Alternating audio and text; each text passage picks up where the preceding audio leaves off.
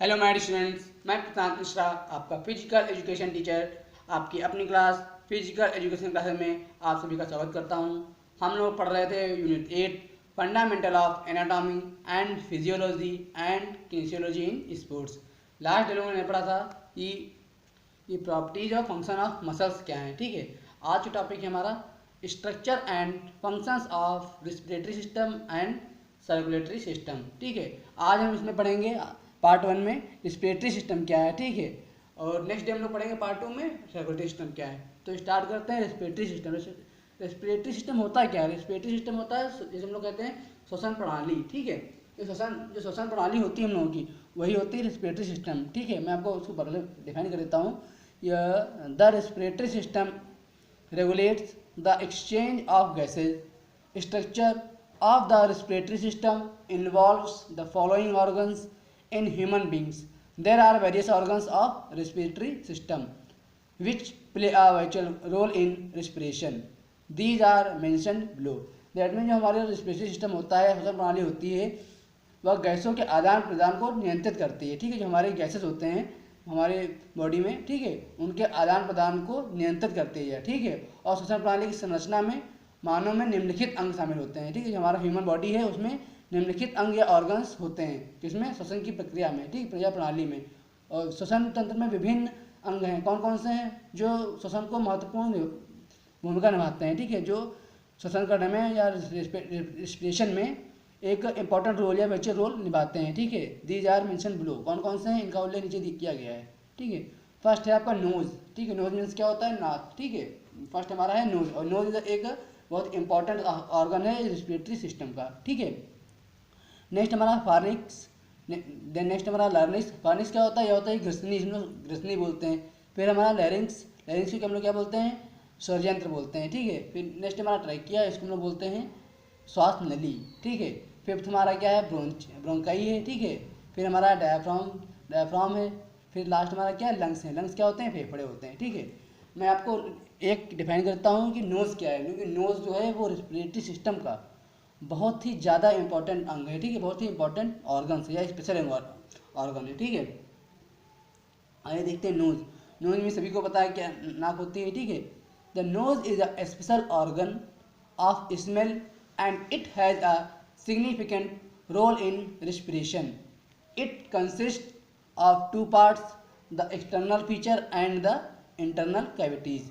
That means नाक गंध का एक विशेष अंग है या स्मेल का एक विशेष अंग है या स्पेशल ऑर्गन है। ठीक है, और श्वसन में इसकी महत्वपूर्ण भूमिका होती है। ठीक है, रिस्पिरेशन में इसकी बहुत इंपॉर्टेंट या महत्वपूर्ण रोल होता है या भूमिका होती है। ठीक है, और इसके दो भाग होते हैं। फर्स्ट होता है एक्सटर्नल फीचर, दैट मीन बाहरी विशेषता, और सेकंड क्या होता है? इंटरनल कैविटी, दैट मीन आंतरिक गुहा। ठीक है, तो फर्स्ट हम लोग देखेंगे कि एक्सटर्नल फीचर क्या है, दैट मीन बाहरी विशेषता क्या होती है इसकी। ठीक है, it is compose of a triangular framework of bones and cartilage covered by skin on the inner side of the nose. There are two oval shaped opening called nostrils. That mean जो बाहरी विशेषता होती है, external feature होता है, यह हड्डी और उपास्थि को त्रिकोणीय ढांचे से बना होता है। किससे बना होता है? यह जो हड्डियाँ होती हैं, ठीक है, बोन्स होती हैं, और क्या होती है? उपास्थि के त्रिकोणीय ढांचे से बना होता है। ठीक है, और इसमें क्या होता है? जो ये जो होती है त्वचा को बाहर से कवर करती हैं। ठीक है, बाहर से क्या करती हैं?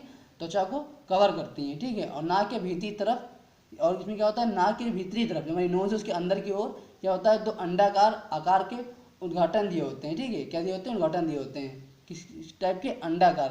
ठीक है, ओवल शेप्ड में होते हैं। ठीक है, और जिन्हें हम लोग क्या कहते हैं? नॉस्ट्रल्स कहते हैं, या हम लोग हिंदी में क्या कहते हैं? नथुना। ठीक है, नथुने कहते हैं। ठीक है, ये हमारा हो गया एक्सटर्नल फीचर, दैट मीन बाहरी विशेषता। नेक्स्ट क्या है हमारा? नेक्स्ट हमारा इंटरनल एंड नसल कैविटीज। ठीक है, इंटरनल एंड नसल कैविटीज को हम लोग क्या बोलते हैं? आंतरिक गुहा या नाक गुहा। ठीक है, नसल मीन्स क्या होता है? नाक। ठीक है, इसमें क्या होगा?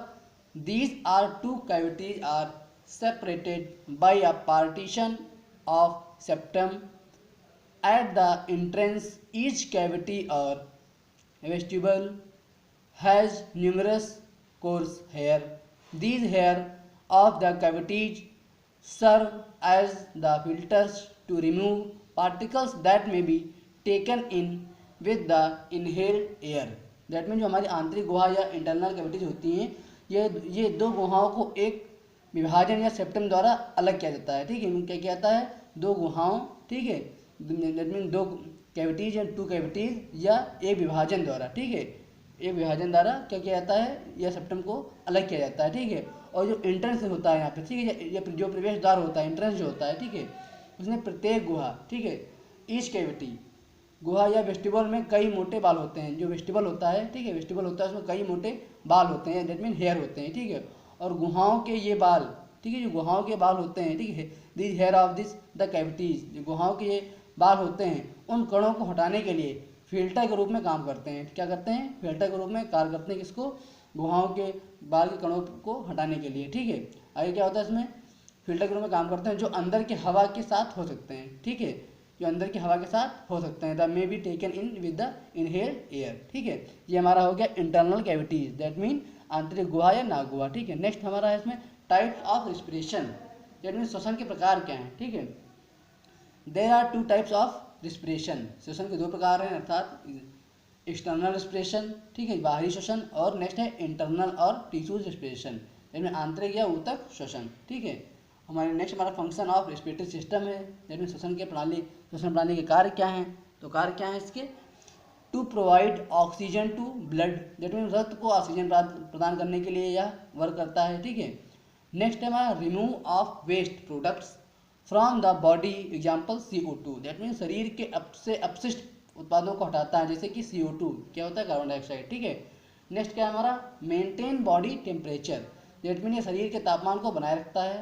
लास्ट क्या है, effect circulation of blood, that mean या रक्त के परिसंचरण को, दैट मीन सर्कुलेशन को क्या करता है, प्रभावित करता है। ठीक है, ये था हमारा आज का टॉपिक। क्या था हमारा आज का topic, structure of function of respiratory system. तो आज मैंने रेस्पिरेटरी सिस्टम के बारे में इन्फॉर्मेशन कलेक्ट की है। आई होप आप लोगों को कोई भी डाउट नहीं होगा। अगर कोई भी डाउट हो रेस्पिरेटरी सिस्टम में, एक्सटर्नल फीचर में, इंटरनल कैविटीज़ में, ठीक है, टाइप्स ऑफ रेस्पिरेशन में या फंक्शन ऑफ रेस्पिरेटरी सिस्टम में, तो आप मुझसे क्लियर कर लीजिएगा। ठीक है, मैंने 3 क्वेश्चन भी दे दिए हैं। What do you mean by respiratory system, ठीक है, रेस्पिरेटरी सिस्टम क्या है, प्रणाली क्या है। Next, what is the organ of respiratory system, explain any one, organ क्या क्या है, इसके अंग क्या क्या है, हमने बताया था अभी आपको, एक एक्सप्लेन कर देना है, नोज को आपको एक्सप्लेन कर देना है।